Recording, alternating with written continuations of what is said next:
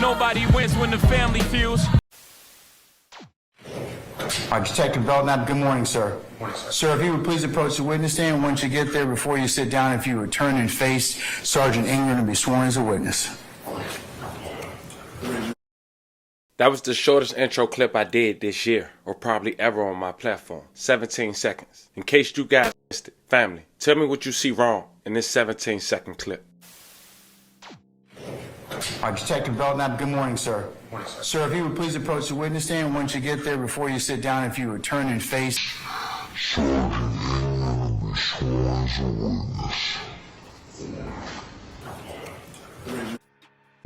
Fam, them people just showed you the jury on national television. I cut the speed in half towards the end if you couldn't catch it. But the judge is furious, and rumblings inside and out that courtroom is screaming mistrial. Read this tweet right here from a gentleman who's inside that courtroom. At 4:11 p.m., 11/29/2023, breaking.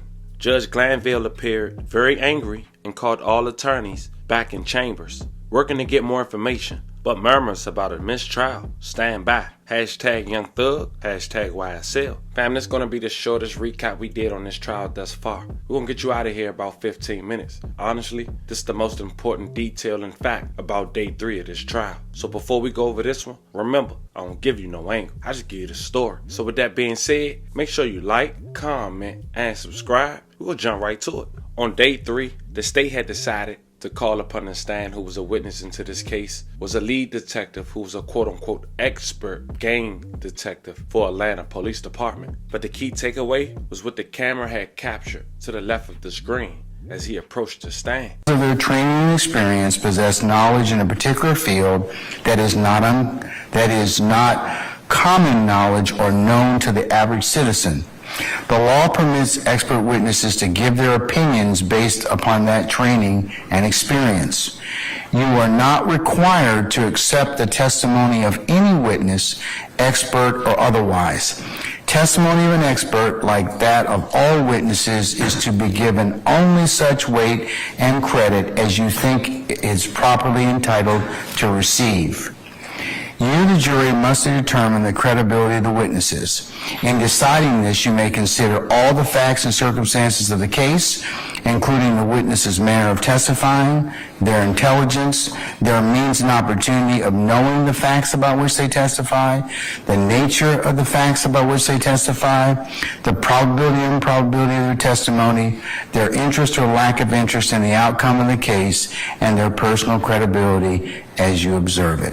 Call your first witness, please. State calls Detective Mark Belknap. Summon Detective Belknap, please.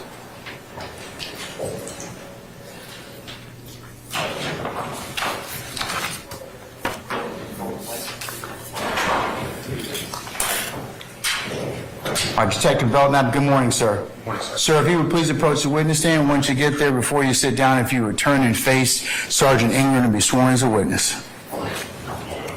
Raise your right hand. You swear firm testimony, you give the truth, the whole truth, and nothing but the truth? I do.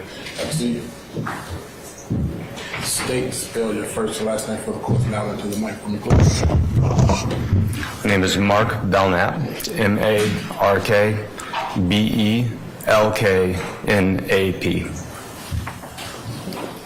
Good morning, Detective Belknap. How are you? Good morning. Detective Belknap, would you start off by introducing yourself to the jury and telling them where it is that you work currently? So, good morning. Good morning. I'm Detective Mark Belknap. I'm employed by the Atlanta Police Department. What is your position with the Atlanta Police Department? So I'm a detective in our gang unit. How long have you held that position? I've been in the gang unit since 2012. I've been in the gang unit since 2009, been a detective in the unit since 2012. Prior to working as a detective in the gang unit, did you hold any other positions at the Atlanta Police Department? I did. Would you tell the jury about them? So I started out in 2005 in our police academy, graduated and became a patrol officer, initially assigned to Zone 6, which is our patrol zone that covers East Atlanta, the east side of the city. After that time, where were you transferred in the City of Atlanta Police Department? So after a couple of years on patrol, what we call the watch, I served for a couple of years on a field investigations team, or a FIT team. Essentially, we do plainclothes and undercover work within the patrol zone, often responding to crime trends within the zone. These may be burglaries, robberies, narcotic sales, things of that nature. We did that for about 2 years. Were there any differences between your responsibilities as a member of the FIT team and your responsibilities as a patrol officer? There were. Would you explain those to the jury? Relevance. That objection, sir? Mr. Steele? Yes. Overruled. You may go ahead. As a patrol officer, our primary responsibility is responding to calls for service. If someone calls 911, needs assistance, we would then respond and answer that call. We may also do proactive patrol, things of that nature, attempting to deter crime by officer presence. As part of the field investigations team, we did more investigative style work. If crime was occurring, as I mentioned before, burglaries, robberies, things of that nature, we would attempt investigative work to determine who may be committing those crimes, why they may be happening, and where, and attempt to intercede and stop those crime patterns or trends. Now, in both your positions as a patrol officer and your position with the FIT team, did you have an opportunity to regularly interact with people in the community as well as people that you were investigating? I did. And did all of those interactions result in someone's arrest, or were some of them non-custodial type interactions? Particularly as a patrol officer, the vast majority of contacts that I had did not result in anyone's arrest. And even on the FIT team, we often interacted with the community through community meetings to be able to hear firsthand from the community what their concerns were in particular neighborhoods. And so oftentimes our interactions had nothing to do with arresting anyone.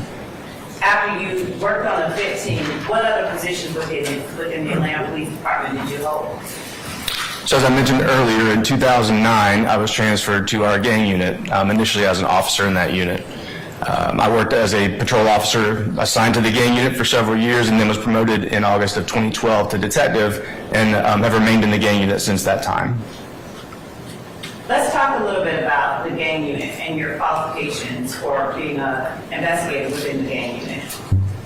What training did you get before being assigned as a patrol officer to the gang unit as it relates to gangs? So the initial training that we get is in the police academy. We have a fairly short course, an introductory course to help us recognize criminal street gangs and potential criminal street gang activity. After that, the next gang training that I got specifically would have been in 2008 as part of that field investigations team. I took 2 classes in particular that year. One of them was a criminal street gang strategic operations course. The purpose of that course was to provide some information on the recognition and identification of gang members and gang activity, but also to help us plan operations to combat criminal activity in places where they were committing crime in a particular community. So those may be leveraging resources like probation and parole officers, how to set up tactical operations in a way that's safe for the officers that are involved. Sometimes using plainclothes or undercover officers in order to be able to observe and interact with gang members. The second course that I took in 2008 was an advanced gang prosecutions course. That course focused more on understanding our state's gang statute, our state's gang law, and the application of that law to crimes committed by gang members, understanding what was necessary to prosecute those crimes, and how to identify and recognize whether a crime was, in fact, in violation of that law. Your Honor, may we approach? Yes, Mr. Steele. Training devices on. Just Mr. Steele.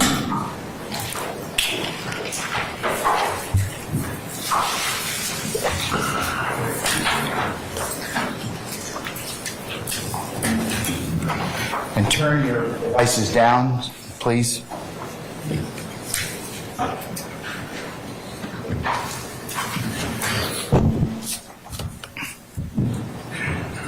Gotta hold the button and talk in the microphone. Hold on. Function check. Right, hear me? Okay, all right. Okay, you have to hold yours down in order to speak with it. Okay, all right, okay.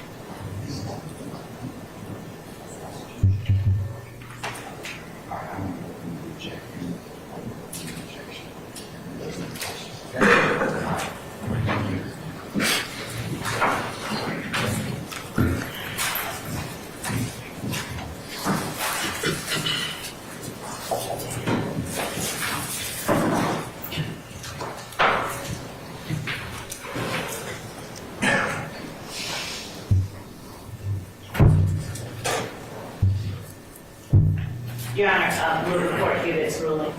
I sustain, I should say, I'm not overruling. Overruled, okay. Yes. You may go to the question. I believe I completed answering the question. Okay. Now, when you spoke about leveraging resources such as probation officers, Objection to repeating the direct, that just asked the question, object to the form of the question. when you spoke about leveraging resources such as probation officers, during your training that you received during the strategic operations course, would you explain to the jury what that entails and why that is important?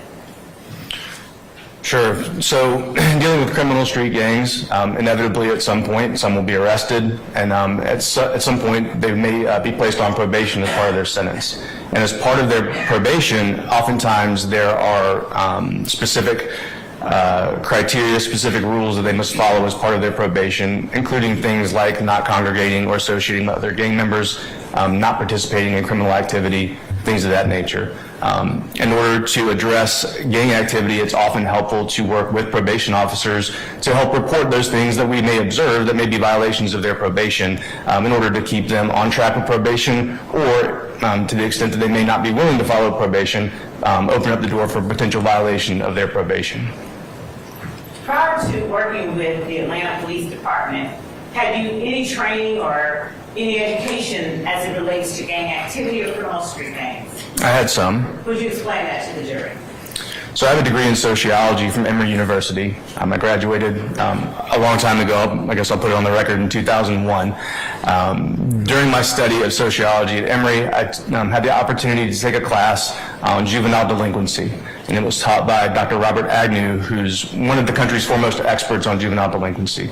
As part of that course, we studied delinquent peer groups and street gangs, as well as other aspects of juvenile delinquency throughout the semester-long course. I'm going to show you what has been marked and has been provided to the defense as State's Exhibit 1, lowercase alpha. It is a curriculum detail. May I approach Your Honor? You can, Thank you. start and show the defense counsel. It has been provided to the defense, and it has been previously during a separate Has it hearing. been updated or changed since you last provided to them? I can state that Now you can tell he's speaking to the jury, what the camera had captured. Now, all news platforms had showed the same footage. It wasn't just one particular platform inside that courtroom. So all of them are held responsible. But as you can see, the judge ended up getting angry and called people to the chamber with the lawyers. So that's where we at today. It really has been a huge pause for hours since. As more develop, I keep you guys updated. But that was the recap of day 3 of the Young Thug YSL Rico case. Is it a mistrial? Let me know in the comments. Don't forget to like and subscribe. Until then, I'll catch you guys on the next one.